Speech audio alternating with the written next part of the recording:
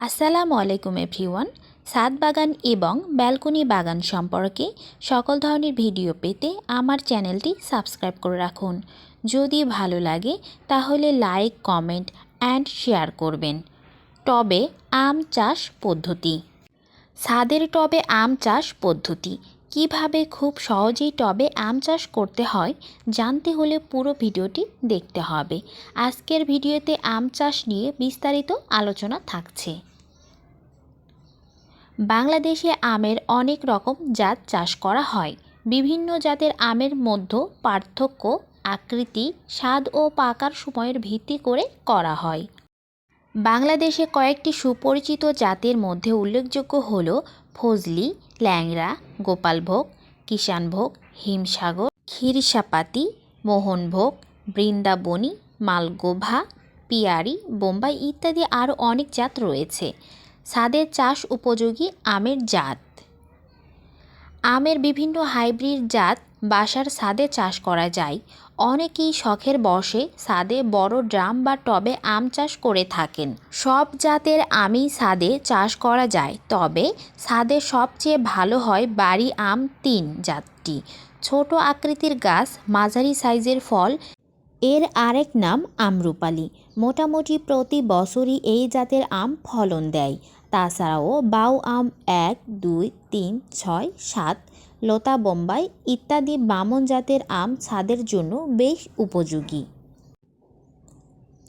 টবের আকৃতি। ছাদে টবে আম চাষ করতে বিশেষ যত্ন নেওয়ার প্রয়োজন হয়। টবে আম চাষ পদ্ধতি স্বাভাবিকভাবে আম চাষের পদ্ধতির চেয়ে অনেকটাই ভিন্ন। ছাদে 3 রকম সাইজের টবে আম চাষ সম্ভব। নাম্বার 1, ফেলে দেওয়া অর্ধ বা সম্পূর্ণ ড্রাম। নাম্বার 2, সিমেন্টের তৈরি টব যা চওড়া 75 সেন্টিমিটার ও উচ্চতা 1.25 মিটার। নাম্বার 3, ইট বা সিমেন্টের তৈরি 1.5 মিটার লম্বা, চওড়া ও উচ্চতা সম্পূর্ণ টব। মাটি তৈরির পদ্ধতি। ছাদে আমের কলমের চারা লাগানোর জন্য উপরোক্ত যে কোনো সাইজের ড্রাম নিন।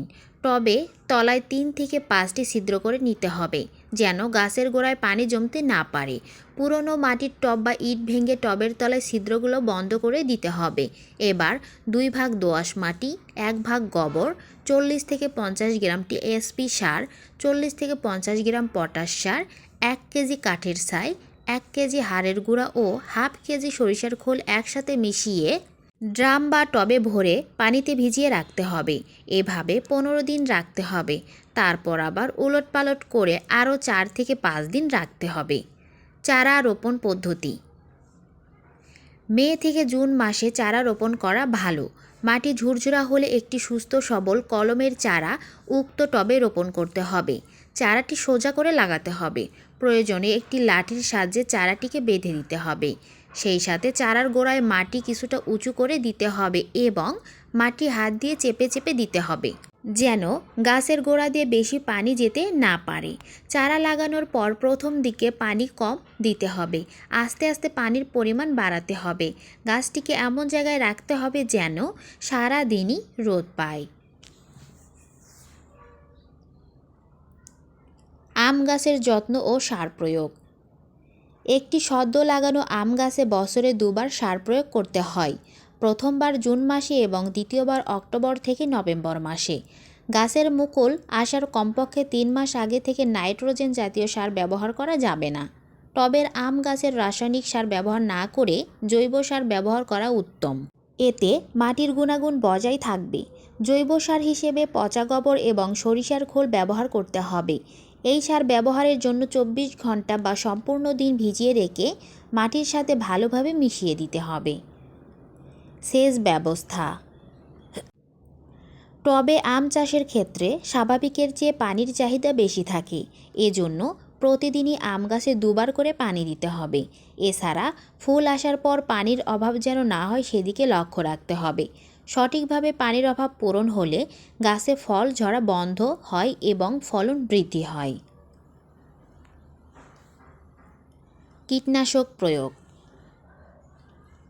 আম গাছে পোকার আক্রমণ দেখা দিলে রিপকর্ড বা ড্যাসিস প্রতি লিটার পানিতে 1 গ্রাম করে মিশিয়ে স্প্রে করতে হবে। আম গাছে মুকুল আসার আগে করণীয়। নভেম্বর ও ডিসেম্বর মাসে মাঝামাঝি সময়ে প্রতি লিটার পানিতে 1 গ্রাম দস্তা, 1.5 গ্রাম বোরন, 2 গ্রাম ভ্যাজিম্যাক্স একত্রে মিশিয়ে স্প্রে করতে হবে। এতে করে ফলের আকার ভালো থাকবে এবং ফল ফাটবে না। আমের মুকুল যখন গুটি বের করা শুরু করবে তখন প্রতি লিটার পানিতে 1 গ্রাম ডেসিস, 2 গ্রাম ডায়োথিন 45 mg ও 2 গ্রাম ভেজিম্যাক্স মিশিয়ে স্প্রে করতে হবে। এই ঔষধগুলো পোকা দমন ও আমের সঠিক বৃদ্ধিতে সহায়তা করে।